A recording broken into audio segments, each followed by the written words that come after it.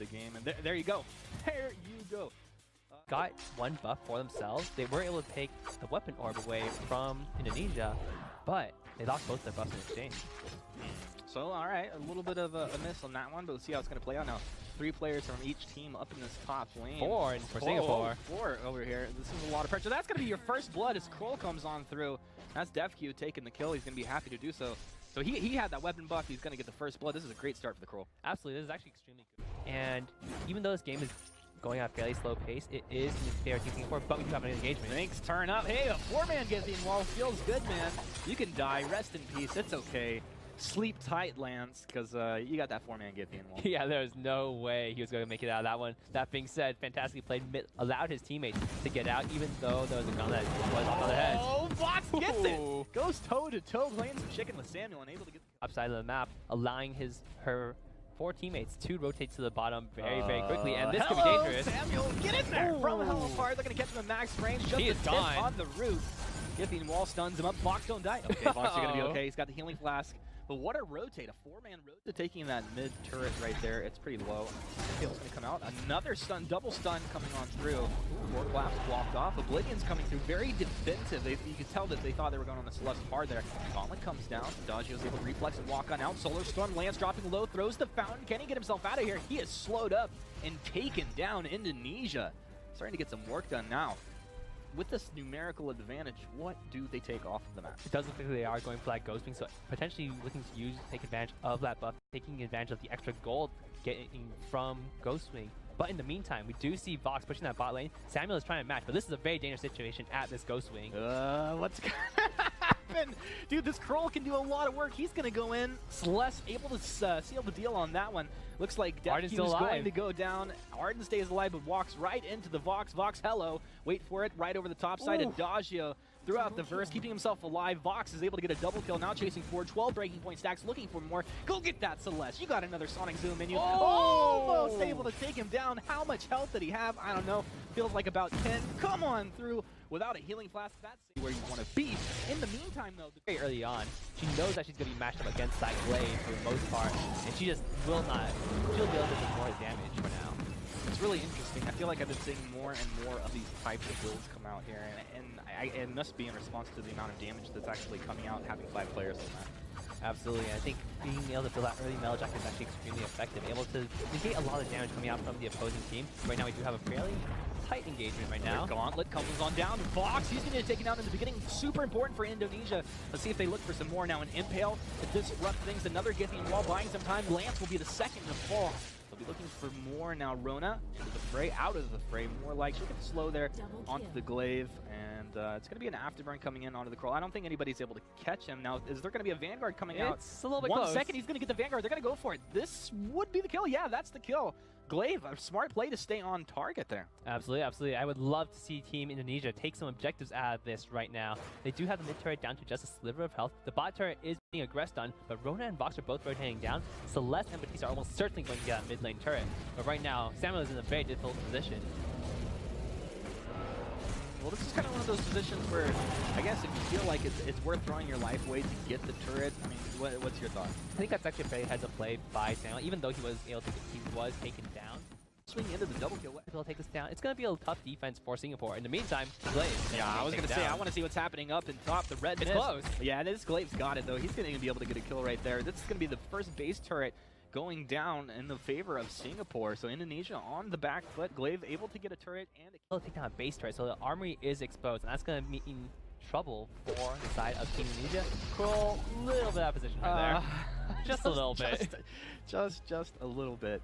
All right, so Indonesia, they've got a little advantage off of that kill. Now they can move in, maybe look to flex a little bit. It's going to be okay. Yeah, one thing I want to talk about, though, is wave management. It looks like Indonesia is actually fairly adept at making sure waves are pushing against their opponents. Let's team fight. Oh my goodness. Blue City just chopped down. That is the Vox down immediately in the beginning of the fight. Super smart plays coming out of Indonesia, and what a way to collapse and just focus your target down. Absolutely. That was absolutely incredible by the side of Team Indonesia, picking out the correct target. Singapore, they need to dive, but they can't just leave Vox unattended. Cannot leave him unattended. I'm looking at these item builds here, and I think it's just super smart. On this Glaive that we do have the Poison Shiv. Now he's got like the same other 2 items. Cruel can potentially still match the glaive. All right, well, Krul's in mid. Samuel's up in top all by himself. The rest of the team fighting around the block claw. Now the jump is in Indonesia. They need to go ahead and get back without losing anybody. They're going to lose the Celeste off the bat. That's not who they're looking for. With the gauntlet down, the verse coming out, this is just a huge cluster of a team fight. In Singapore, they've lost their Vox. They want to regroup, get back into their base. But Samuel, he's taken down the top. I don't even know if he got the armory there, but they're about to lose their middle base turret at this point. It looks like the armory is incredibly low. Samuel's going to be taking that. This is nuts. Indonesia, what a push. Using this Black Claw to maximum advantage at this point, just kind of kiting in and out. Samuel does go down in the top side. Adagio able to get that kill. Rona, have you overstepped yourself? Oh no, Ink goes down.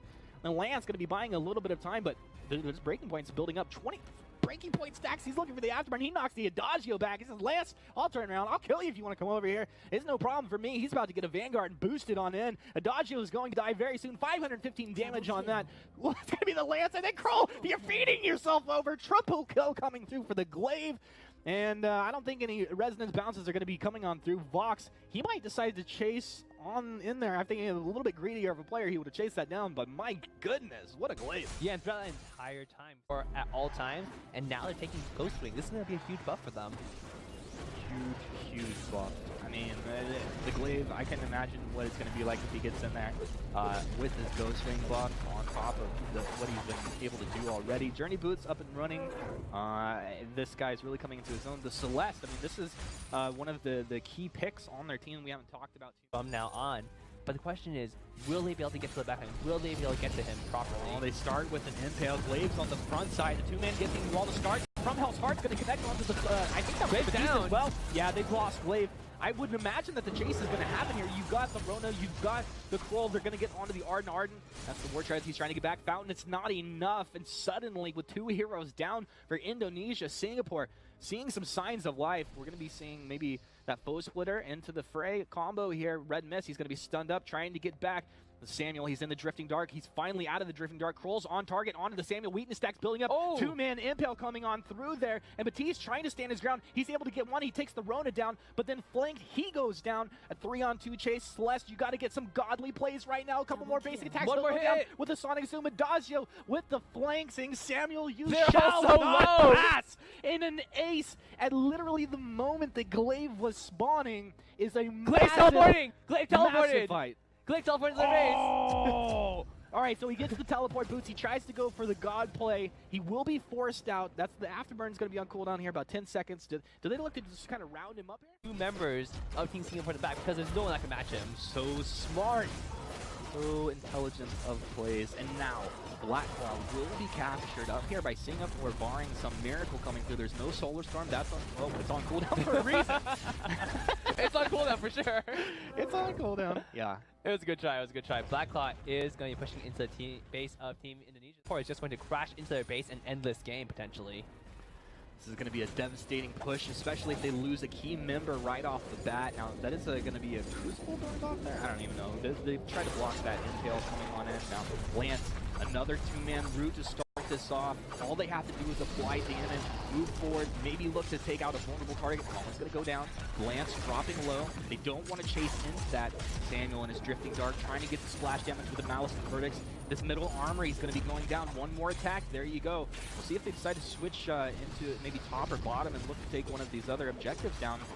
It looks like they're happy with this. Just take a clean middle take and then just get back to Ghostwing. Yeah, I mean, Lance and Vox both took good chunk of damage from Celeste and Samuel, so backing off is probably the right move right now. Looking at that Ghostwing, they know that Indonesia is all in their base, so they will not be able to defend against this. And now, with that Ghostwing buff, they are going to potentially look to push into the base of Team Indonesia.